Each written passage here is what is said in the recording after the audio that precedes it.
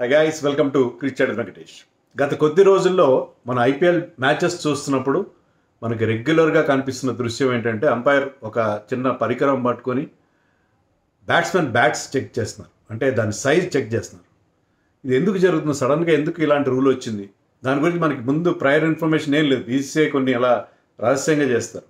So అది సడన్గా they started checking. నేను ఫస్ట్ టైం ఎప్పుడు చూశానంటే సిమ్రన్ హెట్మేర్ ఒక రాజస్థాన్ రాయల్స్ మ్యాచ్లో సిమ్రన్ హెట్మేర్ బ్యాటింగ్ రాగానే అంపైర్ అతను బ్యాట్ తీసుకుని చెక్ చేశారు. ఏంటబ్బా అతని మీద ఏమైనా కంప్లైంట్స్ ఉన్నాయా, చాలా పెద్ద బ్యాట్ ఓవర్ సైజ్ బ్యాట్ వాడుతున్నాడు అని చెప్పి అనుకున్నాను. తర్వాత it has become a regular thing. So ఎందుకు ఇలా జరుగుతుంది, ఎందుకు సడన్గా ఈ రూల్? ఎందుకంటే బ్యాట్ సైజ్ గురించి రూల్ ఎప్పుడో ఐ థింక్ 2016లోనో దాదాపు ఒక 9-10 ఏళ్ల క్రితం వచ్చింది. బ్యాట్ సైజ్ని స్టాండర్డైజ్ చేసి ఎంసీసీ రూల్స్ పాస్ చేశారు. రూల్ 5 లా 5 అది. లా 5 ప్రకారం బ్యాట్ సైజ్ని ప్రిస్క్రైబ్ చేశారు. కానీ అది జనరల్గా ర్యాండమ్గా చెక్ చేస్తారు. ఐపీఎల్లో కూడా చెక్ చేసేవారు గతంలో. అది ఎలా చేసేవారు అంటే మ్యాచ్కి ముందు రోజు ఫోర్త్ అంపైర్ ఉంటాడు. ఫోర్త్ అంపైర్ అంటే మనకి ఎప్పుడైనా బాల్స్ మార్చాల్సినప్పుడు క్యారీ చేసుకుంటూ వస్తాడు చూడండి. అతను థర్డ్ అంపైర్ కాబట్టి ఫోర్త్ అంపైర్ కొన్ని ఎక్స్ట్రా డ్యూటీస్ ఉంటాయి. ఈ బాల్ చేంజ్ కానీ కొన్ని డ్యూటీస్ అతనికి ఇస్తారు. సో ఆ ఫోర్త్ అంపైర్ ర్యాండమ్గా చెక్ చేసి ఒక పర్టికులర్ ప్లేయర్, ఎవరైనా ఒక ప్లేయర్ని ర్యాండమ్గా చెక్ చేయడం అలా చేసేవారు. అక్కడ అది it use to be done in the dressing room, not on the field of play.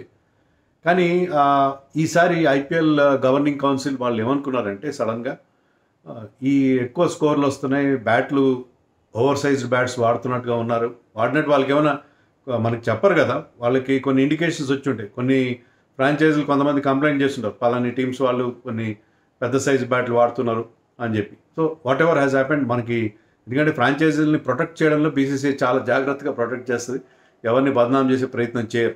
So ఇప్పుడు వాళ్ళైతే నిర్ణయం అయితే తీసుకున్నారు ఏంటంటే ఏప్రిల్ 13th నుంచి, అంటే గత కొద్ది రోజులుగా మాత్రమే, ఏప్రిల్ 13th నుంచి మ్యాండేటరీగా ఖచ్చితంగా తప్పనిసరిగా ప్రతి బ్యాట్స్మెన్ బ్యాట్ చెక్ చేస్తున్నారు. అంటే డ్రెస్సింగ్ రూమ్లో చేయట్లేదు. ఎందుకంటే ఇప్పుడున్న బ్యాట్స్మెన్ ఒకప్పుడు 2 బ్యాట్లు ఉంటే చాలా గ్రేట్, 2-3 బ్యాట్లు ఉంటే చాలా గ్రేట్ ఒకప్పుడు. కానీ ఇటీవల కాలంలో even tail enders are carrying 6-7 bats. వాళ్ళు కఫిన్ అంటారు. వాళ్ళు ఆ కిట్, క్రికెట్ కిట్ బ్యాగ్ని, కిట్ బ్యాగ్ని కఫిన్ అంటారు. ఆ కఫిన్లో they are at least carrying 7-8 bags. ఇంకా ఎక్కువ బ్యాట్స్ క్యారీ చేసే వాళ్ళు కూడా ఉంటారు. బ్యాట్స్ క్యారీ చేయడానికి ఒక మనిషి ఉండే వాళ్ళు కూడా ఉంటారు. సో ఇప్పుడు బ్యాట్స్ అనేవి విషయంలో చాలా ఫస్సీగా ఉంటారు. మీరు ఏమాత్రం క్రికెట్ ఆడినా మీకు అర్థమయ్యే విషయం ఏంటంటే బ్యాటింగ్ చేసేవాళ్ళు, బౌలర్స్ పర్లేదు కానీ బ్యాటింగ్ చేసేవాళ్ళు they very very fussy about their bats. మా బ్యాట్ పలాని బ్యాట్ కావాలి, పలాని బ్యాట్ నాకు చాలా ఇంపార్టెంట్. ఆ బ్యాట్ విషయంలో చాలా చాలా సెన్సిటివ్గా ఉంటారు. సో బ్యాట్స్ ఎక్కువ క్యారీ చేస్తున్నారు. సో అన్ని చెక్ చేయడం అనవసరం కదా. ఏ బ్యాట్ అయితే మీరు మ్యాచ్లో ఆడుతున్నారో అది చెక్ చేయాలి. అందుకని కేవలం మ్యాచ్లో వాడే బ్యాట్స్ మాత్రమే చెక్ చేయాలని చెప్పి డిసైడ్ చేసుకున్నారు. ఏప్రిల్ 13 నుంచి రెగ్యులర్గా చెక్స్ జరుగుతున్నాయి, మ్యాండేటరీ. చాలా ప్రతి బ్యాట్ చెక్ చేస్తున్నారు. ఓపెనర్స్ బ్యాటింగ్కి వచ్చేటప్పుడు ఫోర్త్ అంపైర్ ఫీల్డ్ లోపల ఎంటర్ అవ్వక ముందే వాళ్ళిద్దరు బ్యాట్స్ అక్కడ చెక్ చేస్తున్నారు. తర్వాత వచ్చే బ్యాట్స్మెన్, అంటే ఓపెనర్స్ కాకుండా నెంబర్ 3 నుంచి తర్వాత వచ్చే బ్యాట్స్మెన్ వాళ్ళ చెకింగ్ ఏమో ఆన్ ఫీల్డ్ అంపైర్స్ చేస్తున్నారు. సో అది మనకి టీవీలో కనిపిస్తుంది. సో ప్రతి ప్లేయర్ బ్యాట్స్ చెక్ చేస్తున్నారు. ఇది ఒక రూల్గా పెట్టుకున్నారు. మనకి ఆ మెజర్మెంట్స్ కూడా ఉన్నాయి. మెజర్మెంట్స్ కూడా క్లియర్లీ ప్రిస్క్రైబ్డ్ ఉన్నాయి. మనం చెప్పుకున్న ఎంసీసీ లా 5 ప్రకారం మీకు bat face blade width 108 millimetres ఉండాలి. ఆ బ్యాట్ ఫేస్ అంటాం, లేకపోతే బ్లేడ్ అనుకోండి, అది 108, దాని విడ్త్ 108 మిల్లీమీటర్స్ ఉండాలి, లేదా 10.8 సెంటీమీటర్స్ అనుకోండి. డెప్త్ అంటే మీకు స్పైన్ అంటున్నాము, అంటే మధ్యలో ఉబ్బెత్తుగా ఉండే ప్రదేశం. ఇప్పుడు ఉబ్బెత్తుగా ఉంటున్నాయి బ్యాట్లు, ఆ ఉబ్బెత్తుగా ఉండే ప్రదేశం మధ్యలో ఆ స్పైన్ అనేది ఇది 67 మిల్లీమీటర్స్ లేదా 6.7 సెంటీమీటర్స్. అలాగే ఎడ్జ్ కూడా 4 సెంటీమీటర్స్ లేకపోతే 40 మిల్లీమీటర్స్ మించకూడదు.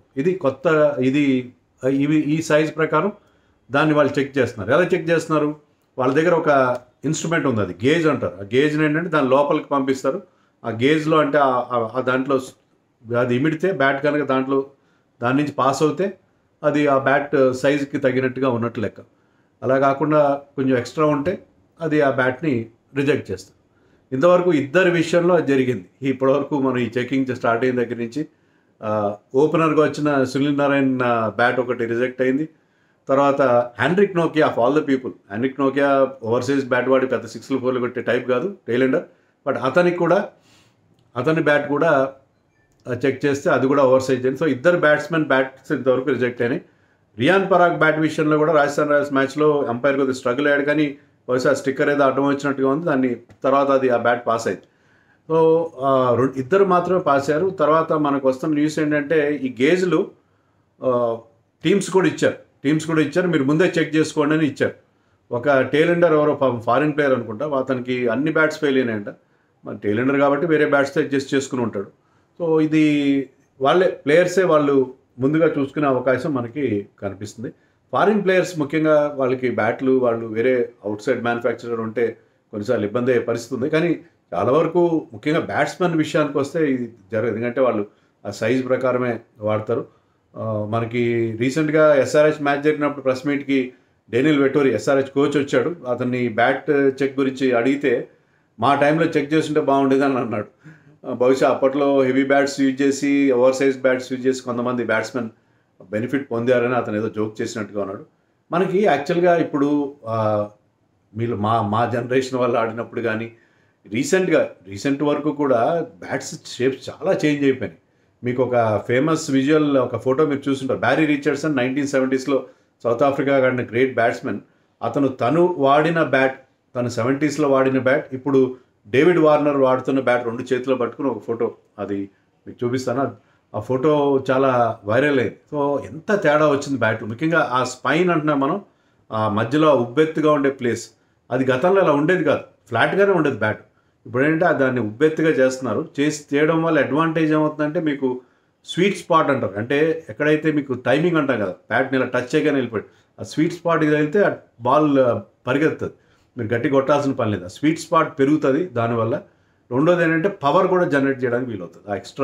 ఆ ఎక్స్ట్రా ఏమంటారు మీట్, ఆ ఎక్స్ట్రా మీట్ వల్ల పవర్ కూడా జనరేట్. దీని గురించి ఒక చాలా కొన్నేళ్ల క్రితం లేవర్ అండ్ వుడ్స్ ఏదో ఉంది, చాలా ఫేమస్ ఫారిన్ కంపెనీ, వాళ్ళు ఒకసారి హైదరాబాద్లో ఎగ్జిబిషన్ పెట్టినప్పుడు ఒక ఛానల్ తరఫున నేను అతన్ని బ్యాట్ మ్యానుఫ్యాక్చర్ ఇంటర్వ్యూ కూడా చేశాను. అప్పుడు కూడా చూశాను బ్యాట్స్ చూస్తే నాకు ఇప్పుడున్న బ్యాట్స్ చాలా రకరకాల చాలా కాస్ట్లీ ఉన్నాయి. అలాగే ఈ స్వీట్ స్పాట్ని ఇంక్రీజ్ చేయడం కోసం ఈ మధ్యలో ఆ స్పైన్ని పెద్దగా చేయడం అనేది స్పెసిఫిక్గా అనిపించింది. ఎడ్జ్లు కూడా పెరిగినాయి, అప్పటికిప్పటికి ఎడ్జ్లు పెరిగినాయి. అంతా బ్యాట్ చాలా హెవీ బ్యాట్స్ యూజ్ చేస్తున్నారు. అది కాక ఇప్పుడు ఏంటంటే బ్యాట్ పెద్దగా ఉన్నా కూడా ఎక్కువ హెవీగా లేకుండా కూడా దాని మ్యానుఫ్యాక్చరింగ్ టెక్నిక్స్ మారినాయి.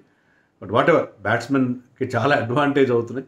అయితే మీరు అనొచ్చు ఏంటి లెంత్ చెక్ చేయట్లేదు కదా, లెంత్ పెద్ద సమస్య కదా, లెంత్ కూడా ఉంది ఒక మెజర్మెంట్. ఏంటంటే I think handle should not exceed 52% of the original blade కంటే హ్యాండిల్ ఎక్కువ ఉండకూడదని ఏదో ఉంది రూల్.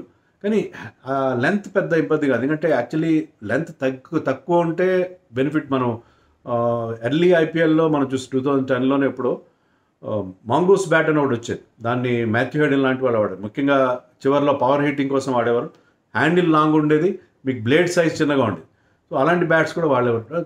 లెంత్ మీకు పెద్ద సమస్య కాదు, మీకు ఏంటంటే ఎడ్జ్ ఎంత ఉంది, స్పైన్ ఎంత ఉంది, తర్వాత విడ్త్ ఎంత ఉంది, దీని మీద సమస్య. సో దాన్ని మాత్రం ఇప్పుడు చెక్ చేస్తున్నారు. మంచిదే, ఇలాగ బ్యాట్స్మెన్కి ఇంపార్టెన్స్ తగ్గించడం. ఆల్రెడీ 2 రూల్స్ వచ్చినాయి, బాల్ చేంజ్, దానివల్ల కొన్ని టీమ్స్ గెలవడం చూసాం మనం, particularly Mumbai one after the change of ball.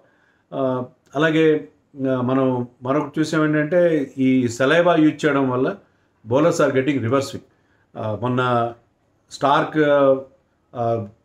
వేసిన బౌలింగ్, అతను డెత్ బౌలింగ్లో కానీ సూపర్ ఓవర్లో కానీ అతను డినై చేశాడు, నేను సెలైవా యూజ్ చేయలేదని చెప్పి. కానీ ఓవరాల్గా వాళ్ళ టీమ్మేట్స్ అని యూజ్ చేస్తుంటారు. So we made the ball to reverse. గతంలో రివర్స్ స్వింగ్ మనం చూడలేదు, ఎప్పుడైతే సెలైవా యూజ్ చేస్తున్నారో రివర్స్ స్వింగ్ పోయింది. ఇలాగే బ్యాటింగ్ టీంకి కాస్త అడ్వాంటేజ్ తగ్గించడం కోసం ఇలాంటి మెజర్స్ తీసుకుంటున్నారు. బ్యాట్ మ్యానుఫ్యాక్చరర్స్ అయితే దీన్ని యాక్సెప్ట్ చేయట్లేదు. మీరు బ్యాటింగ్ డామినేషన్ తగ్గించాలంటే వేరే రకంగా చూడండి. బ్యాట్స్మెన్ ఇప్పుడు 6లు 4లు కొట్టడానికి ఇష్టపడుతున్నారు, అంతేగాని బ్యాట్ 1 ఇంచు ఎక్కువ పెరిగినా తగ్గినా పెద్ద చేంజ్ రాదని బ్యాట్ మ్యానుఫ్యాక్చరర్స్ అంటున్నారు. ఎందుకంటే వాళ్ళకి అనవసరంగా కొన్ని బ్యాట్స్ ఫెయిల్ అయిపోతే వాళ్ళకి ఇబ్బందిగా. బట్ ఓవరాల్గా it is a good thing. కొంత మెజర్స్ తీసుకుంటున్నారు బ్యాటింగ్ పూర్తిగా డామినేట్ చేయకుండా. ఎందుకంటే ఐపీఎల్ లో బ్యాట్కి బాల్కి మధ్య ఈవెన్ కాంటెస్ట్ కాకపోయినా కనీసం 60-40 కాంటెస్ట్ అని ఉంటే బాగుంటుందని చెప్పి even organisers have realised. So అందుకని they are taking some measures, మనం దాన్ని అప్రిషియేట్ చేయాలి. సో ఈ బ్యాట్ చెకింగ్ గురించి మీరు ఏమనుకుంటున్నారో? ఎందుకంటే అంబటి రాయుడు లాంటి వాళ్ళు ఏమంటున్నారంటే ఈ బ్యాట్ చెక్ చేయడం వల్ల బ్యాట్స్మెన్ ఫోకస్ తగ్గుతుంది. ఎంత ఏముందో ఒక చిన్న మనం ఒక 2 minutes థింగ్, దానివల్ల ఫోకస్ తగ్గడం ఏంటి? సో ఈ బ్యాట్ చెకింగ్ గురించి మీరేమనుకుంటారో కామెంట్స్లో చెప్పండి.